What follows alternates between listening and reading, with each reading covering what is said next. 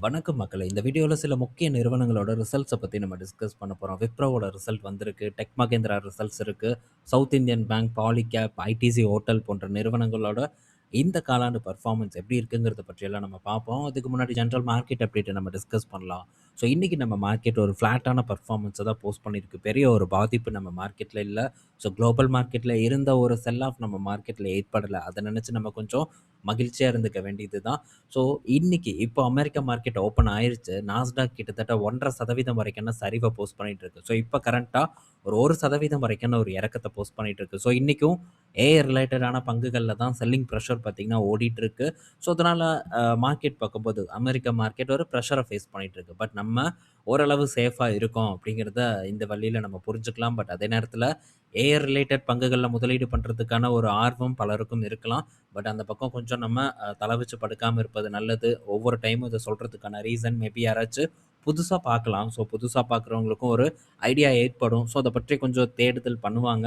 So, அப்படி தேடும்போது ஒரு விஷயம் புரிய வரும். சிக்கல்ல சிக்காம இருப்பாங்க அப்படிங்கிறதுக்காக தான். அடுத்தது எஃப்ஐஐஸோட டேட்டா பார்க்கும்போது, இன்னைக்கு நம்ம மார்க்கெட்ல ஹெவியா வித்திருக்காங்க. 4200 கோடி கிட்ட வித்திருக்காங்க. அதே நேரத்தில டிஐஎஸ் கிட்டத்தட்ட 3000 கோடி கிட்ட மார்க்கெட்ல பணத்த நெட்டா இறக்கியிருக்காங்க.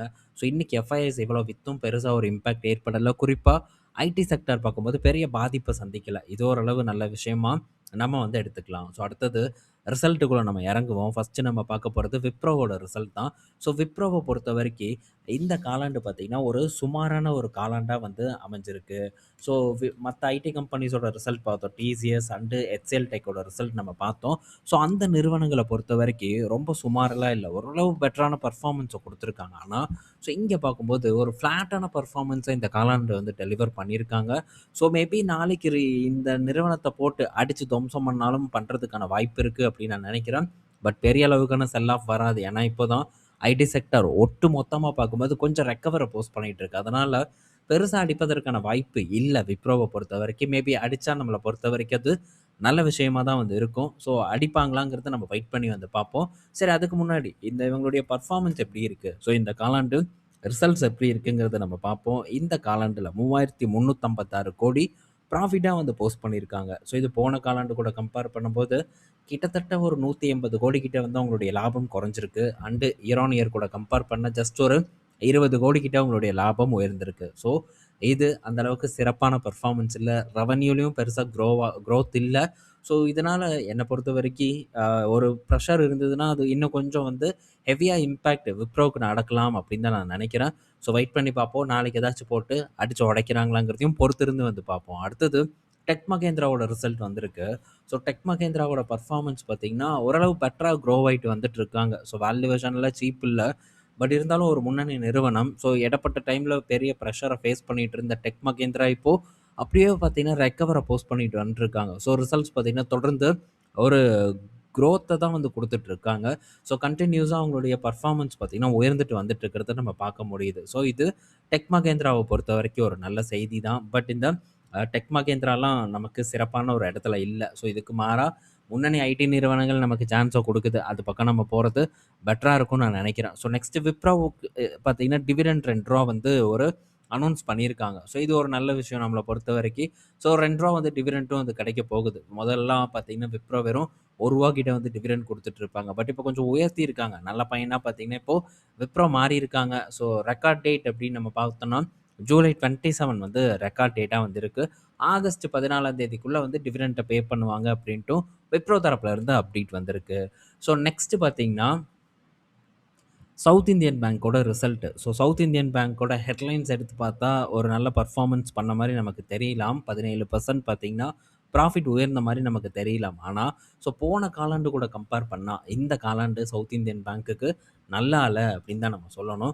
ஸோ, போன காலாண்டு கிட்டத்தட்ட 400 கோடி ப்ராஃபிட்ட வந்து ரெஜிஸ்டர் பண்ணியிருந்தாங்க. ஆனா, இந்த காலாண்டு பார்க்கும்போது 370 கோடி கிட்ட தான் வந்து ப்ராஃபிட் போஸ்ட் பண்ணியிருக்காங்க. ஸோ, 378 கோடி.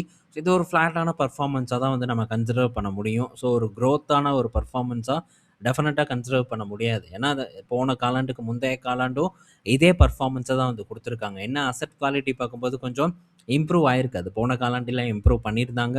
ஸோ, இந்த காலாண்டு பார்க்கும்போது லைட்டா இம்ப்ரூவ் ஆயி தான் போஸ்ட் பண்ணியிருக்காங்க அவங்களுடைய ரிசல்ட்ஸ. அது போக ஸோ சவுத் இந்தியன் பேங்க் பார்த்தீங்கன்னா, குரோத்த வந்து இன்னும் கொஞ்சம் அதிகரிக்கிறதுக்காக சில திட்டங்களையும் முன் வச்சிருக்காங்க. என்னன்னா, ஸோ சில கார்ப்பரேட் லெண்டிங் சில கார்ப்பரேட் புக்ஸ வாங்குறதும், and gold loans and car loans இந்த மாரி புக்ஸ வாங்குறதும் அவங்களுடைய திட்டத்தில ஒரு பகுதியா வந்து இருக்கு. ஸோ இத எப்படி அவங்க எக்ஸிக்யூட் பண்ண போறாங்கங்கிறத வெயிட் பண்ணி நம்ம பார்ப்போம். ஸோ இந்த காலாண்டு பெர்ஃபார்மன்ஸ் ஒரு சுமாரான பெர்ஃபார்மன்ஸா சவுத் இந்தியன் பேங்க்குக்கு அமைஞ்சிருப்பது ஒரு சோகமான ஒரு விஷயம். பட் பங்கு ஒரு நல்ல உச்சத்தில தான் வந்து இருக்கு. ஸோ பிஎஸ்யூ பங்குகளோட ரிசல்ட் நம்ம பார்த்தோம். ஸோ இந்தியன் பேங்க் ஓரளவு better performance, union bank better performance, so இதெல்லாம் குடுத்துருக்கு. ஸோ அதனால இப்போதைக்கு பிஎஸ்யூ பேங்க்ஸ் பக்கம் நம்ம பார்வை வைப்போம். அதுக்காக சான்ஸ் இருக்கு அப்படிங்கிற அர்த்தம் இல்ல. ஸோ சான்ஸ் பார்த்தீங்கன்னா, அங்க இன்னும் ஏற்படாம தான் வந்து இருக்கு. இன்னும் பல பேங்க்ஸ் முன்னணி நிறுவனங்கள் பார்க்கும்போது கரெக்ஷன குடுக்கும் அப்படிங்கிற எதிர்பார்ப்பு இருக்கு. குறிப்பா பிஎஸ்யூ மேபி குடுத்ததுன்னா, அது நம்மள பொறுத்தவரைக்கும் ஒரு நல்ல சான்ஸா இருக்கணும்னு நான் நினைக்கிறேன். அடுத்தது பாலிகேப்போட ரிசல்ட் வந்திருக்கு. ஸோ பாலிகேப்போட ரிசல்ட்ஸ் இந்த காலாண்டு ஒரு பெட்டரான ஒரு பெர்ஃபார்மன்ஸா இருக்கு. போன குவார்ட்டர் கூட கம்பேர் பண்ணும்போது இவங்களுடைய ரெவென்யூவும் குறைஞ்சிருக்கு. ஆனா லாபம் பார்க்கும்போது உயர்ந்து தான் வந்து இருக்கு. ஸோ இந்த காலாண்டு ஒரு பெட்டரான காலாண்டா தான் வந்து பாலிகேப்புக்கு பார்த்தீங்கன்னா அமைஞ்சிருக்கு. ஸோ 797,00,00,000 இந்த குவார்ட்டர்ல ப்ராஃபிட்டா வந்து போஸ்ட் பண்ணியிருக்காங்க. ஸோ அதர் இன்கமும் பூஸ்ட் பண்ணியிருக்கு. போன காலாண்டு கூட கம்பேர் பண்ணும்போது இந்த காலாண்டு உயர்வதற்கு. ஸோ இப்ப அதில்ல மேட்டர். எப்பவுமே பார்த்தீங்கன்னா இவங்களுக்கு ஸோ இந்த Q4 பார்க்கும்போது ஒரு பெட்டரான ஒரு காலாண்டா வந்து இருக்கும். ஸோ ஆனா இந்த டைம் பார்க்கும்போது Q1ம் அவங்களுக்கு Q4க்கு ஈக்குவலா வந்து பண்ணியிருக்காங்க. இதுதான் நம்ம குறிப்பிடத்தக்க ஒரு விஷயமா கவனிக்க வேண்டிய ஒண்ணு. ஸோ எவ்ரி Q4 குவார்ட்டர் பாருங்க பெட்டரான ஒரு குவார்ட்டரா இருக்கும். ஸோ அப்பதான் ஒரு எக்ஸ்ட்ரார்டினரியான ஒரு பெர்ஃபார்மன்ஸ போஸ்ட் பண்ணுவாங்க. ஸோ இங்க பார்க்கும்போது தெரியும். அண்ட் இங்க பார்க்கும்போது தெரியும். ஸோ இப்போ ஃபர்ஸ்ட் குவார்ட்டர்லயே பெட்டர் பெர்ஃபார்மன்ஸ குடுத்துருக்காங்க. ஸோ இது ஒரு நல்ல விஷயம் பாலிகேப்ப பொறுத்தவரைக்கும். ஸோ பாலிகேப் நான் ஃபர்ஸ்ட் எங்க வாங்குனனோ, அதே வேல்யூவேஷன்ல தான் இப்பவும் வந்து ட்ரேட் ஆயிட்டு இருக்கு. இது எவ்வளோ பெரிய ஒரு விஷயம். ஸோ வெறும் 48 பிஇல தான் இப்பவும் இருக்கு. என்ன வெறும் 48 பிஇ அப்படிங்கிறீங்களேன்னு கேட்கலாம். பட் குரோத் இருக்கு இந்த நிறுவனத்த பொறுத்தவரைக்கும். ஸோ அதனால தான் பி ரேஷியோ பார்க்கும்போது அப்படியே சஸ்டெயின் ஆயிட்டு இருக்கு. இல்லன்னா டெஃபினட்டா வந்து சஸ்டெயின் ஆகாது. எங்கேயோ போயிரும். பட் அவங்க கண்ட்ரோல் பண்றாங்க. குரோத்த நல்லா கொண்டு வராங்க. ஸோ இதனால மதிப்பீடு பார்க்கும்போது பெட்டராவே வந்து இருக்கு இந்த பாலிகேப். ஸோ தரமான ஒரு நிறுவனம். அடுத்து இந்த ஃபினோலெக்ஸ் எல்லாம் எப்படி பெர்ஃபார்ம் பண்றாங்கங்கிறத நம்ம வெயிட் பண்ணி வந்து பார்ப்போம். ஸோ நெக்ஸ்ட் பார்த்தீங்கன்னா, அதே மாரி ஒரு ரூ. 47 கிட்ட டிவிடெண்டும் அனௌன்ஸ் பண்ணியிருக்காங்க.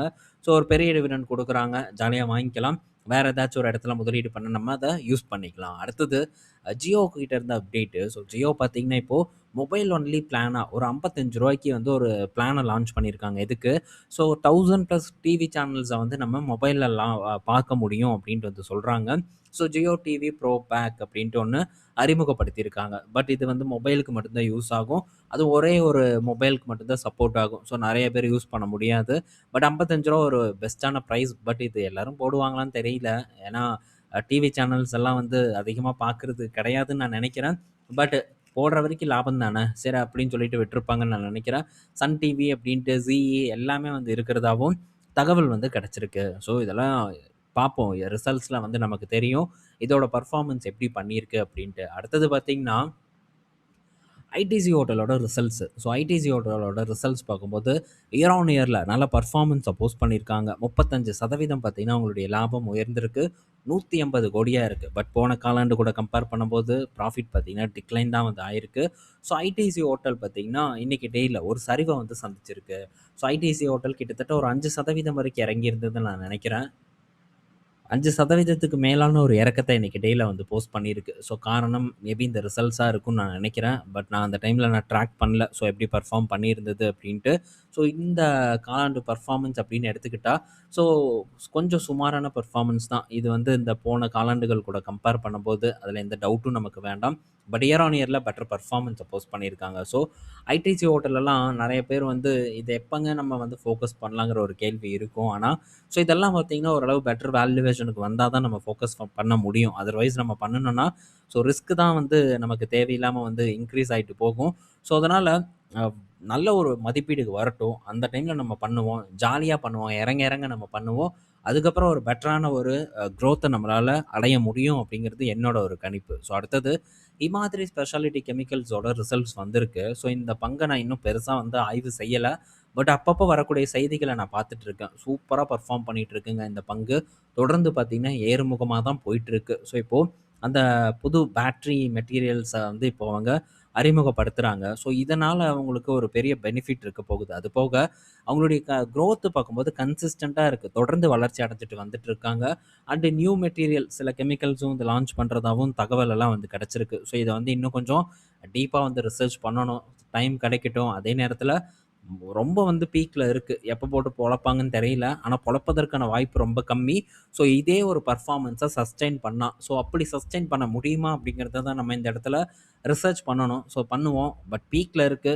நம்ம இப்ப இருந்து ஆரம்பிச்சா, ஸோ மேபி ஏதாவது ஒரு சூழ்நிலையில ஒரு இம்பாக்ட் நடக்குதுன்னா, அந்த டைம்ல அது யூஸ் ஆகும் அப்படின்னு நான் நினைக்கிறேன். ஸோ இன்ட்ரஸ்டிங்கா இருக்கு இந்த நிறுவனம். இந்த கெமிக்கல் நிறுவனம் என்ன பொறுத்தவரைக்கு.